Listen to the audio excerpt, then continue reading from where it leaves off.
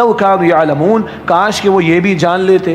اللہ ہمیں یقین عطا فرمائے، ایمان کی دولت عطا فرمائے اور اپنے متقی بندوں میں شامل فرمائے۔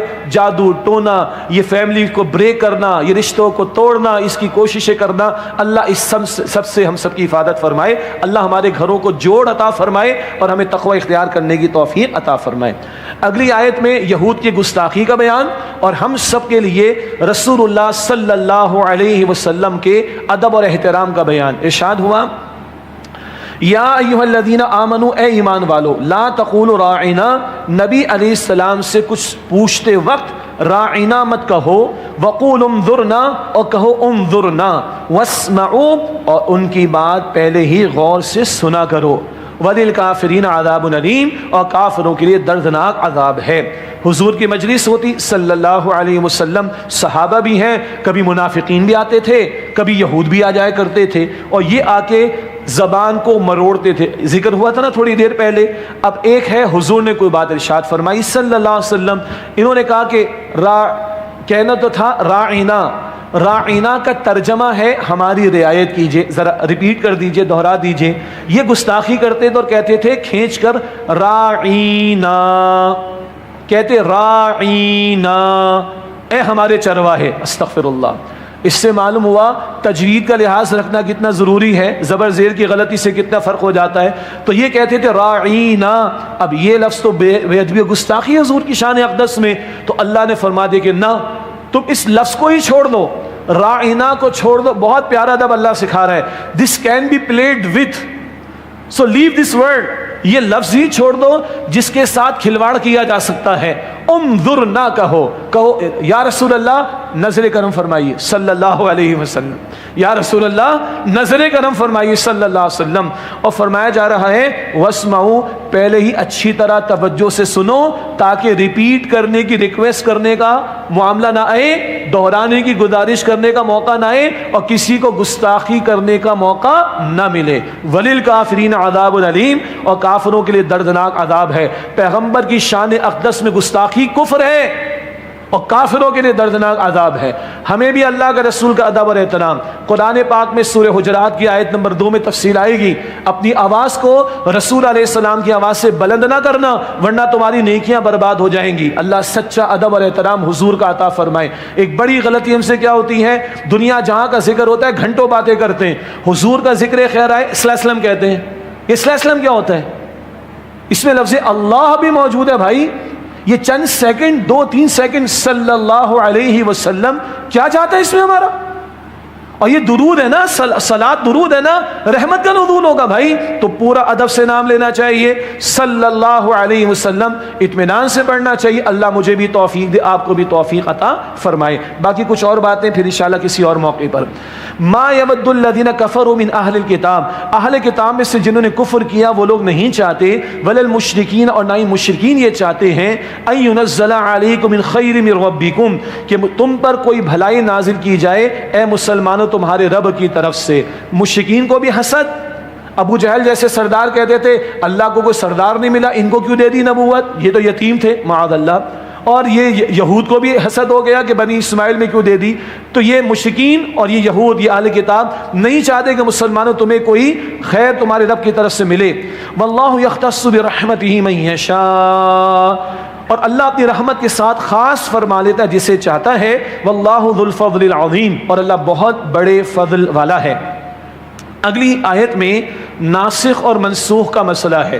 اچھا بھائی دورا لیتے ہیں، شروع میں جب ہم چند ایام یہ بلکہ چند راتیں ہم مدنی صورتوں کا مطالعہ کریں گے تو تفصیلات زیادہ ہیں، اور مجھے پورا یقین ہے کہ آپ کے علم میں کچھ اضافہ تو ہو رہا ہوگا، بیسکس بھی آ رہی ہیں، باطن کی ظاہر کی باتیں، عمل کی باتیں، انفرادی اجتماعی ساری باتیں آ رہی ہیں۔ تو کچھ ہم وقت لگائیں گے مدنی صورتوں پر، اور بعد میں جب ہم مکی صورتوں پر آئیں گے تو انشاءاللہ تعالی یہ تفصیلات وہاں پر کام بھی آئیں گی اور ہمیں وہاں تشریح کی زیادہ ضرورت نہیں ہوگی انشاءاللہ۔ اب ناسخ اور منسوخ کیا مطلب؟ ایک حکم پہلے تھا، بعد میں دوسرا حکم آ گیا تو پچھلا حکم برقرار نہیں رہے گا، تو پچھلا کہلائے گا منسوخ اور بعد والا کہلائے گا ناسخ۔ انگلش میں کہتے ہیں ایبروگیشن، تو پچھلا ہو جائے گا ایبروگیٹڈ اور آخری حکم ہو جائے گا ایبروگیٹنگ۔ ایک بات ہو گئی ایبروگیشن۔ دوسری بات، تورات میں بھی احکامات ہیں، قرآن پاک بھی احکامات ہیں، تو کچھ احکامات جو تورات میں تھے ان کے بجائے اب اور احکامات اللہ نے عطا فرما دیے. تو یہ ناسخ اور منسوخ ایبروگیشن تورات اور قرآن پاک کے درمیان بھی آپ کو ملے گا. 1 2 قرآن پاک میں بھی کچھ احکامات شروع میں آئے, بعد میں وہ منسوخ ہو گئے, مثالیں آ جائیں گی آگے انشاءاللہ تعالی. تو ناسخ اور منسوخ ودن قرآن بھی ہے, اور ناسخ اور منسوخ تورات اور قرآن پاک کے درمیان میں بھی ہے. یہ نقطہ آگے فرمایا ما ننسخ من آیت او ننسیہا, جو آیت ہم منسوخ کر دیتے ہیں یا فراموش کرا دیتے ہیں, نأتی بخیر منہا او مثلہا, تو اس آیت سے بہتر یا اس جیسی لے آتے ہیں. اب اللہ کی شان دیکھیے, یہ ناسخ و منسوخ کون کر رہا ہے؟ اللہ. یہ پچھلی کتاب تورات اللہ نے دی, اب آخری کتاب قرآن کس نے دی؟ اللہ نے. یہ احکام کس نے دی؟ اللہ نے. بھئی تم کون ہو بات کرنے والے؟ کچھ لوگ اعتراض کرتے ہیں, غیر مسلم تو کرتے ہی ہیں, کچھ اپنے بھی بحث کرتے ہیں. اللہ کی شان اور ٹون دیکھیے. الم تعلم, کیا تم جانتے نہیں ہو؟ ان اللہ علی کل شیء قدیر, بے شک اللہ ہر چیز پر پوری طرح قادر ہے. ساری قدرت اور اختیار کس کا ہے؟ اللہ کا. اور تم بندے ہو, بندے بن کر ہو نا. اللہ کا اختیار ہے, جو چاہے حکم عطا فرمائے. اگلا, الم تعلم, کیا تم نہیں جانتے؟ ان اللہ لہ ملک السماوات والارض, بے شک اللہ ہی کے لیے آسمانوں و زمینوں کی بادشاہت ہے. وما لکم من دون اللہ من ولی ولا نصیر, اور اللہ کے سوا تمہارا نہ کوئی کارساز ہے اور نہ کوئی مددگار. یہ کل اختیار اللہ سبحانہ و تعالی کا. ہاں اللہ حکیم بھی ہے, اور حکمت کے مطابق اس نے احکامات عطا فرمائے. شریعت کے احکامات گریجولی آئے ہیں, اس پر کسی اور موقع پر تفصیلاً کلام کر لیں گے اگر وقت ہوا. کہ دیکھیے, پہلی کلاس کے اسٹوڈنٹ کو 10ویں کلاس کی بک پڑھائی جاتی ہے؟ نہیں. 10th والے کو پی ایچ ڈی لیول کی بک پڑھائی جاتی ہے؟ نہیں. تو ایک ایک سٹیپ آگے بڑھتا ہے نا معاملہ. تو انسانیت نے بھی بائی لارج ایوالو کیا ہے, اور جب انسان اپنی شعور کی سطح پر پہنچ گیا پختگی کی, تو قرآن محمد مصطفیٰ علیہ السلام کو عطا ہوا ہے. حکمت ہے گریجولی احکامات کے عطا کیے جانے میں. ام تریدون ان تسألوا رسولکم کما سئل موسیٰ من قبل, مسلمانوں کیا تم چاہتے ہو کہ اپنے رسول علیہ السلام سے ایسے سوال پوچھو جیسے اس سے پہلے موسیٰ علیہ السلام سے پوچھے گئے؟ وَمَن يَتَبَدَّلِ الْكُفْرَ بِالْإِيمَانِ فَقَدْ ضَلَّ سَوَاءَ السَّبِيلِ, اور جس نے ایمان کے بدلے میں کفر اختیار کر لیا تو یقیناً وہ تو سیدھے راستے سے بھٹک گیا. بیجا سوالات سے منع کیا گیا. گائے والا واقعہ آ گیا نا, خواہ مشکل سوالات زیادہ کر کے اپنے لیے پریشانی پیدا کی. ہمیں اللہ کے رسول نے فرمایا صلی اللہ علیہ وسلم, پچھلی امتیں, مسلم شریف کی روایت ہے, پچھلی امتیں اپنے انبیاء سے اختلاف اور کثرت سوال کی وجہ سے ہلاک کی گئیں. کثرت سوال منع نہیں ہے, مگر کون سا سوال ہو جو عقیدہ اور ایمان سے متعلق ہو, عمل سے متعلق ہو, نجات سے متعلق ہو, بالکل پوچھیں بھائی. صحابہ کرام کے چند سوالات قرآن پاک میں ملتے ہیں, جب آئیں گے تو کچھ اور عرض کروں گا انشاءاللہ. تو بیجا سوالات نہ کریں, وہ سوال جو عقیدہ اور ایمان سے متعلق ہے, عمل سے متعلق ہے اور نجات سے متعلق ہے, وہ بالکل کرنے چاہیے تاکہ ہم عمل صحیح کر سکیں اپنا. لیکن بیجا سوالات اللہ تعالیٰ منع فرما رہے ہیں, اور بتائیں کہ جس نے ایمان کے بدلے میں کفر اختیار کر لیا, کبھی یہ بیجا سوالات ایسی روش پر بندے کو لے آتے ہیں کہ وہ کفر کی طرف چلا جاتا ہے. اللہ تعالیٰ اس سے حفاظت فرمائے. فَقَدْ ضَلَّ سَوَاءَ السَّبِيلِ, وہ تو سیدھے راستے سے بھٹک گیا. وَدَّ كَثِيرٌ مِّنْ أَهْلِ الْكِتَابِ لَوْ يَرُدُّونَكُم مِّن بَعْدِ إِيمَانِكُمْ كُفَّارًا, بہت سے اہل کتاب چاہتے ہیں کہ کسی طرح تمہیں ایمان لانے کے بعد کفر کی طرف پھیر دیں. حسدا من عند انفسهم, محض حسد کی وجہ سے جو ان کے دل کے اندر ہے. من بعد ما تبین لهم الحق, اس کے بعد کہ ان پر حق واضح ہو چکا ہے. فاعفوا واصفحوا, تو درگزر کرو اے مسلمانوں اور نظر انداز کرو. حتی یأتی اللہ بامرہ, یہاں تک کہ اللہ اپنا فیصلہ بھیج دے. واللہ ان اللہ علی کل شیء قدیر, بے شک اللہ ہر شے پر پوری قدرت رکھنے والا ہے. یہ کیا چاہتے ہیں کہ مسلمان تم بھی کفر کی طرف چلے جاؤ, اپنے حسد کی وجہ سے چاہتے ہیں. یہ وہ بات آ گئی یہود کی, حسد کا لفظ آیا تھا تھوڑی دیر پہلے. کیا حسد ہے؟ یہ بنی اسماعیل میں نبوت کیوں چلی گئی. اب خود تو حق قبول نہیں کر رہے, چاہتے ہیں کہ مسلمانوں سے بھی حق چھین جائے. استاد محترم ڈاکٹر اسرار صاحب نے بڑی پیاری مثال یہاں پر دی ہے. وہ کہتے ہیں ایک بلی ہو اور اس بلی کی دم اگر کٹ جائے تو واپس نہیں آ سکتی. اب وہ دیکھتی اس بلی کی بھی دم ہے اور اس بلی کی بھی دم ہے, بیچاری اپنے آپ کو بڑا عجیب فیل کر رہی ہے. تو وہ بلی چاہے گی ساری بلیوں کی دم کٹ جائے تاکہ یہ نمایاں نظر نہ آئے. تو یہود خود تو حق سے محروم ہو گئے, اب چاہتے ہیں کہ مسلمانوں کے پاس بھی نہ رہے، اس لیے ان کو دین سے دور کرنا چاہتے ہیں، حق سے دور کرنا چاہتے ہیں۔ تو فرمایا جا رہا ہے ابھی ان سے درگزر کرو، نظر انداز کرو۔ سورۃ البقرہ ہجرت کے فوراً بعد نازل ہوئی۔ ذہن میں رکھیے مدینہ شریف میں حضور نے معاہدے کیے تھے یہود کے تینوں قبائل سے، جوائنٹ ڈیفنس آف مدینہ کے۔ ابھی اول معاملہ ہے مدینہ شریف کی زندگی کا، مدنی دور کا آغاز ہے، تو کہا جا رہا ہے درگزر کرو۔ بعد میں ان کے تینوں قبائل کے خلاف اقدامات ہوں گے، وہ ہم ذکر کرتے رہیں گے انشاءاللہ تعالی۔ ابھی درگزر کی پالیسی حتی یاتی اللہ بامری، یہاں تک کہ اللہ اپنا فیصلہ بھیج دے۔ ان اللہ علی کل شیء قدیر، بے شک اللہ ہر شے پر پوری طرح قادر ہے۔ واقیموا الصلاۃ وآتوا الزکاۃ، اور نماز قائم کرو، زکوٰۃ ادا کرو۔ وما تقدموا لانفسکم من خیر تجدوہ عند اللہ، اور جو بھلائی بھی تم اپنے لیے آگے بھیجو گے تو اسے اللہ کے ہاں پاؤ گے، یعنی اس کا اجر تمہارے لیے اللہ کے ہاں محفوظ ہے۔ ان اللہ بما تعملون بصیر، بے شک اللہ خوب دیکھنے والا ہے اسے، اے لوگو جو تم عمل کرتے ہو۔ وقالوا لن يدخل الجنۃ الا من كان هودا او نصارى، اور انہوں نے کہا کہ جنت میں سوائے یہودی یا نصرانی کے ہرگز کوئی داخل نہیں ہوگا۔ تلک امانیہم، یہ محض ان کی خیالی اور باطل آرزویں ہیں۔ قل ہاتوا برہانکم، آپ فرما دیجئے اپنی دلیل تو لاؤ، ان کنتم صادقین، اگر تم سچے ہو۔ یہ ہے ان کا تعصب یہود کا، نصارہ کا۔ یہودی کہتے ہیں ہمارے سوا کوئی، نصارہ کہتے ہیں ہمارے سوا کوئی داخل نہیں ہوگا۔ اور جب اسلام اور مسلمانوں کی دشمنی میں آ جائیں گے تو کہیں گے چلو یہودی نصرانے کے سوا کوئی نہیں جائے گا۔ مسلمانوں کی دشمنی میں اکٹھے ہو جاتے ہیں۔ مسلمانوں کو شرم آنی چاہیے، وہ اکٹھے نہیں ہو رہے، اور کہہ رہے ہیں کیا کہ یہودی یا نصرانی کی سوا کوئی داخل نہیں ہوگا۔ اللہ کہہ رہے ہیں ان کی وشفل تھنکنگ ہے۔ اللہ کے ہاں نجات کسی گروہ میں ہونے کی بنیاد پر نہیں ہے، کوئی ٹیگ لگ جائے اس بنیاد پر نہیں ہے۔ کس پر ہے وہ آگے ذکر آ رہا ہے، ایک یونیورسل ٹروتھ آ رہا ہے۔ ان سے کہا جا رہا ہے اپنی دلیل پیش کرو اگر تم واقعتاً سچے ہو۔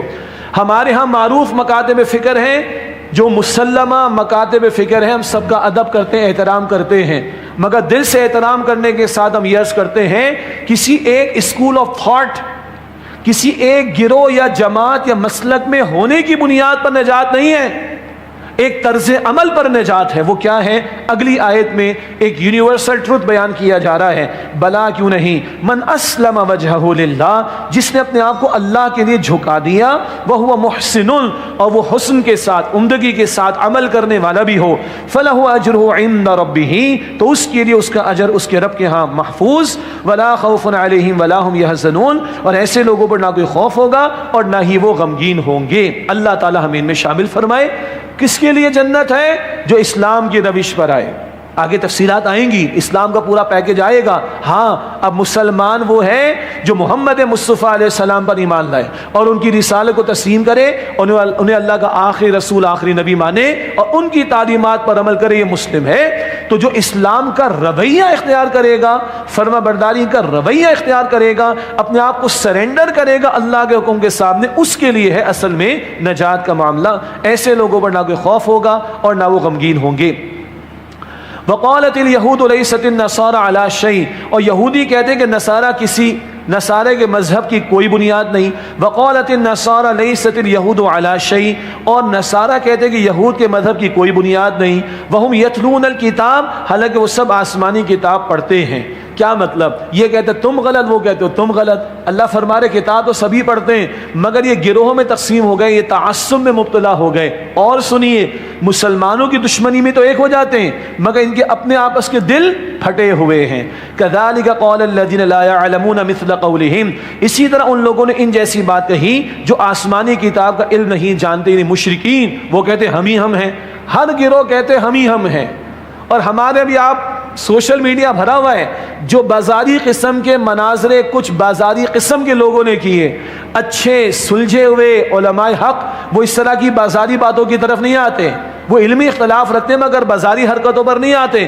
بازاری حرکتیں جن لوگوں نے سجا دی مناظروں کے نام پر، وہ کہتے ہم ہی ہمیں، باقی سارے فارغ ہیں۔ یہ مسئلہ تو ادھر تھا بھائی، مشرک کہتے ہم، یہود کہتے ہم، نصارہ کہتے ہم۔ آگے اللہ فرما رہا ہے اللہ کہتے ہیں ہم بھی تو ہیں میں بھی تو ہوں. اللہ فرما رہے سنو فاللہ یحکم بینہم یوم القیامہ، تو اب اللہ قیامت کے دن ان کے درمیان فیصلہ فرمائے گا. فیما کانوا فیہ یختلفون، ان باتوں کا جن میں وہ اختلاف کیا کرتے تھے وہ سارے فیصلے وہاں ہو جائیں گے. اور اللہ نے یونیورسل ٹروتھ کیا دیا ہے، اسلام کی روش پر آؤ اور اسلام ان ٹوٹالٹی مکمل طور پر اپنے آپ کو جھکاؤ، تو اس کے لیے پھر کامیابی کا معاملہ. وَمَنْ أَظْلَمُ مِمَّنْ مَنَعَ مَسَاجِدَ اللَّهِ أَن يُذْكَرَ فِيهَا اسْمُهُ، اور اس سے بڑھ کر ظالم کون ہوگا جو اللہ کی مسجدوں سے روکے کہ ان میں اس کے نام کا ذکر کیا جائے، اور وَسَعَى فِي خَرَابِهَا، اور انہیں ویران کرنے کی کوشش کرے. یہ اشارہ مشرکین کی طرف ہے. مشرکین ہیں تو مکہ مکرمہ میں، اور سورت کون سی ہے؟ سورۃ البقرہ مدنی ہے، مگر مدنی صورتوں میں مکی صورتوں کا ذکر بھی آتا ہے، یعنی ان کے مضامین کا اور مشرکین کا بھی. اور مسلمانوں کو یاد دلایا جا رہا ہے ابھی بیت اللہ شریف تو ادھر مکہ مکرمہ میں، اور اس کی متولی منتظم کون بنے بیٹھے؟ مشرکین. ان سے واپس بھی تو لینا ہے نا، اس کے لیے جنگ بھی ہونی، فتح مکہ بھی ہوگی. ذہن میں رہے انہوں نے کیا ظلم کیا؟ مسلمانوں کو ہجرت پر مجبور کیا، اللہ کے گھر سے دور کیا، اور اللہ کے گھر کے راستے ان پر بند کیے. فرمایا وَسَعَى فِي خَرَابِهَا، اور انہیں ویران کرنے کی کوشش کی. أُولَٰئِكَ مَا كَانَ لَهُمْ أَن يَدْخُلُوهَا إِلَّا خَائِفِينَ، ایسے لوگوں کو حق نہیں کہ ان مساجد میں داخل ہوں مگر ڈرتے ہوئے. لَهُمْ فِي الدُّنْيَا خِزْيٌ وَلَهُمْ فِي الْآخِرَةِ عَذَابٌ عَظِيمٌ، ان کے لیے دنیا میں رسوائی ہے اور آخرت میں ان کے لیے بڑا عذاب ہے. یہ اللہ کی مسجد سے روکنے والے ان کا ذکر ہو رہا ہے. آج کافر ہیں، اسلاموفوبیا کے تحت انہوں نے مسلمانوں پر زندگی اجیرن کر رکھی ہے، اور مسلمانوں کی دشمنی میں اتنے آگے گئے کہ مسلمانوں کی مسجدوں میں اب ان کی اماموں کو شہید کیا جا رہا ہے. امریکہ میں ہو رہا ہے، ان کے ائمہ کو شہید کیا جا رہا ہے، زندگی اجرن کی جا رہی ہے، سور کا گوشت اور چربی لا کر مسجدوں میں پھینکی جا رہی ہے. یہ روک رہے ہیں اللہ کی مسجدوں سے. اور کبھی یہ ظالم B-52 کی بمبارڈمنٹ کرتے ہیں، کارپیٹ بامبنگ کرتے ہیں، کلسٹر بامز کو برساتے ہیں، کیمیکل ویپنز کو برساتے ہیں، اور روکتے کیا؟ مسجدوں کو شہید کر دیتے ہیں. بہرحال مسجدوں کے دفاع کے لیے پھر اللہ نے قتال کا حکم بھی دیا ہے، وہ سورہ حج میں پڑھیں گے انشاءاللہ تعالی. اگر یہ ظالم و جابر اللہ کی مسجدوں سے روکتے تو اللہ نے مساجد کی حفاظت کے لیے، عبادت گاہوں کی حفاظت کے لیے قتال کا حکم اس امت کو عطا کیا ہے. سورہ حج میں پڑھیں گے انشاءاللہ تعالی. لہم فی الدنیا خزی ولہم فی الآخرۃ عذاب عظیم، ان کے لیے دنیا میں رسوائی ہے اور آخرت میں ان کے لیے بڑا عذاب ہے. وللہ المشرق والمغرب، اور مشرق اور مغرب اللہ ہی کے لیے ہیں. فأینما تولوا فثم وجہ اللہ، لہذا تم جس طرف رخ کرو گے تو وہیں اللہ کی ذات ہے، یعنی اللہ کا رخ انور ہے. یہ ابھی ایک ابتدائی بات آئی، مشرق میں بھی اللہ، مغرب میں بھی اللہ. یہ نقطہ کیوں آ رہا ہے؟ جب ہم دوسرے پارے کا آغاز کریں گے تو تحویل قبلہ، قبلے کی تبدیلی کا حکم آئے گا. تو اب تبدیلی جب ہوگی قبلے کی تو یہود اعتراض کریں گے. بتایا جا رہا ہے نہ، اللہ کسی اسپیسیفک ڈائریکشن کے اندر محدود نہیں ہے، تو جس طرف رخ کرو گے اللہ کی ذات اس کے رخ انور کو پاؤ گے. یہ ذہن بنایا جا رہا ہے، آگے تحویل قبلہ کا موضوع آئے گا. فَأَيْنَمَا تُوَلُّوا فَثَمَّ وَجْهُ اللَّهِ، لہذا تم جس طرف رخ کرو گے وہی اللہ کی ذات، اس کا رخ انور ہے. ان اللہ واسع علیم، بے شک اللہ بہت وسعت والا، خوب علم رکھنے والا ہے. وقالوا اتخذ اللہ ولدا سبحانہ، اور انہوں نے کہا کہ اللہ نے کسی کو بیٹا بنا لیا ہے. نہیں، بلکہ وہ اس تہمت سے پاک ہے. بیٹوں کی حاجت مخلوق کو ہے، اللہ کو نہیں. اللہ اس تہمت سے پاک ہے. بل لہ ما فی السماوات والارض، بلکہ اسی کے لیے جو کچھ آسمانوں و زمینوں میں ہے. کل لہ قانتون، سب اسی کے فرما بردار ہیں. یہ ایک ترجمہ نوٹ کر لیجئے گا، آسمانوں اور زمینوں.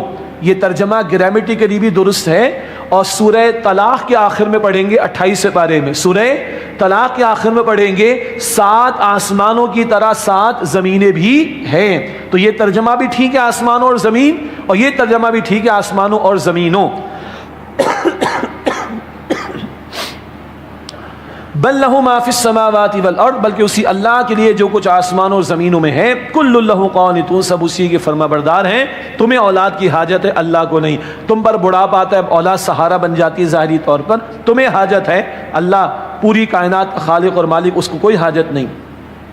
اور مشرکین نے فرشتوں کو اللہ کی بیٹیاں قرار دے کر شرک کیا. یہود نے عزیر علیہ السلام کو اللہ کا بیٹا قرار دے کر شرک کیا. نصارہ نے عیسیٰ علیہ السلام کو اللہ کا بیٹا قرار دے کر شرک کیا. یہ باتیں آئیں گی تفصیل سے. اس سب کی نفی اللہ نے فرما دی. بدیع السماوات والارض، اللہ آسمانوں و زمینوں کا موجد ہے. عدم سے وجود میں لانے والا، نہیں تھا تو اللہ نے اس کائنات کو بنایا۔ وَإِذَا قَضَىٰ أَمْرًا فَإِنَّمَا يَقُولُ لَهُ كُن فَيَكُونُ، اور جب وہ اللہ کسی کام کا فیصلہ فرماتا ہے تو اس سے بس اتنا فرماتا ہے کہ ہو جا، اور وہ کام ہو جاتا ہے۔ وَقَالَ الَّذِينَ لَا يَعْلَمُونَ لَوْلَا يُكَلِّمُنَا اللَّهُ أَوْ تَأْتِينَا آیَاتٌ، اور وہ لوگ جو علم نہیں رکھتے کہتے ہیں کہ اللہ ہم سے کلام کیوں نہیں کرتا، یہ ہمارے پاس کوئی خاص نشانی کیوں نہیں آتی۔ یہ مشرکین مکہ کا بیان ہے، ایک اصطلاح بعد میں استعمال کریں گے، فرمائشی معجزہ، ہاں فرمائش کر کے یہ دکھا دیں، یہ نشانی، یہ معجزہ، ان کا ذکر ہو رہا ہے۔ كَذَلِكَ قَالَ الَّذِينَ مِن قَبْلِهِم مِثْلَ قَوْلِهِمْ، اسی طرح سے ان کی سی بات ان لوگوں نے بھی کہی تھی جو ان سے پہلے گزرے ہیں۔ تشابہت قلوبہم، ان کی ذہنیت ایک جیسی ہو گئی ہیں، جب پیغمبر آئے یہ کر کے دکھا دے، وہ کر کے دکھا دے، ساری نافرمان قوموں نے یہ لسٹ پیغمبروں کے سامنے رکھی۔ قَدْ بَيَّنَّا الْآيَاتِ لِقَوْمٍ يُوقِنُونَ، یقیناً ہم نے تو آیات واضح کر دی ان لوگوں کے لیے جو یقین رکھتے ہیں۔ انا ارسلناک بالحق بشیرا ونذیرا، بے شک اے نبی علیہ السلام ہم نے آپ کو حق کے ساتھ بھیجا ہے، خوشخبری دینے والا اور ڈر سنانے والا رسول بنا کر۔ ولا تسأل عن اصحاب الجحیم، اور آپ سے اہل جہنم کے بارے میں سوال نہیں ہوگا۔ یہ اہم بات ہے، پیغمبر کا کام بتانا، سمجھانا، پہنچانا ہے، جبر کر کے منوانا پیغمبر کی ذمہ داری نہیں ہے۔ تو آج جس نے دین کی دعوت کا کام کرنا ہے وہ تسلی رکھے، محنت کرنا ہماری ذمہ داری ہے، نتیجہ برپا کرنا ہماری ذمہ داری نہیں ہے۔ اے نبی آپ سے اہل جہنم کے بارے میں سوال نہیں ہوگا۔ وَلَمْ تَرْضَىٰ عَنْكَ الْيَهُودُ وَلَا النَّصَارَىٰ حَتَّىٰ تَتَّبِعَ مِلَّتَهُمْ، اور یہودی آپ سے ہرگز راضی نہیں ہوں گے اور نہ ہی نصارہ، یہاں تک کہ آپ ان کی ملت کی پیروی کریں۔ قل، آپ فرما دیجئے اے نبی علیہ السلام، ان ہدی اللہ والہدا، بے شک اللہ کی ہدایت ہی حقیقی ہدایت ہے۔ یہ ہوتا ہے کچھ گیو اینڈ ٹیک کا معاملہ، یہود کی طرف سے آئے گا، نصارہ کی طرف سے آئے گا، اہل کفر کی طرف سے آئے گا، کچھ لین دین کی بات ہو جائے، کچھ ڈیمانڈز رکھیں گے، لیکن یہ ڈیمانڈز کبھی ختم نہیں ہوں گی، یہ تقاضے کبھی ختم نہیں ہوں گے۔ خطاب حضور سے صلی اللہ علیہ وسلم، یہ امت کو سنایا جا رہا ہے کہ یہود نصارہ کبھی آپ سے راضی نہیں ہوں گے جب تک کہ آپ ان کی ملت کی پیروی نہ کریں۔ امت کو کہا جا رہا ہے جب تک تم ان کے طریقے پر نہ ہو۔ کیا مطلب؟ تم اپنے قرآن کو چھوڑو، اپنے پیغمبر کو چھوڑو، اپنے دین کو چھوڑو، ان کے طریقے پر چلے جاؤ تو شاید راضی ہوں، اس سے کم تر پر یہ کبھی تم سے راضی نہیں ہوں گے۔ یہ 2024 میں آیت پڑھ رہے ہیں ہم سے کہا ان امریکیوں نے اور الائڈ فورسز نے اور جنرل مشرف نے، سارے اس پاکستان کے کئی جو ہمارے ایئر بیسز سے حوالے کیے ان کے، اور 15 لاکھ شہید کیے ان لوگوں نے، ظالموں نے، پھر بھی یہ پاکستان سے راضی ہوئے نہیں ہوئے۔ یہ ڈو مور کی لسٹ دیتے رہے، آج تک ہم سے راضی ہوئے نہیں ہوئے۔ IMF ہمارے ایسٹس لے کر جا رہے، ہمارے ہماری بڑی بڑی ریسورسز، ہمارے بڑے بڑے ایسٹس گروی رکھے ہوئے ان کے پاس، یہ راضی ہوئے ہم سے نہیں۔ یہ کہتے اور گیس مہنگی ہوگی، اور بجلی مہنگی ہوگی، یہ بھی ہوگا، وہ بھی ہوگا، سب کچھ ہوگا، یہ کبھی راضی نہیں ہوں گے جب تک کہ ہم مسلمان اللہ کو، اس کے کلام کو، اس کے دین کو، اس کی کتاب کو، اس کے رسول کو چھوڑ کر ان کی ملت کی پیروی نہ کریں۔ This is very clear in the قرآن، مگر آج ہمیں سمجھ نہیں آ رہی۔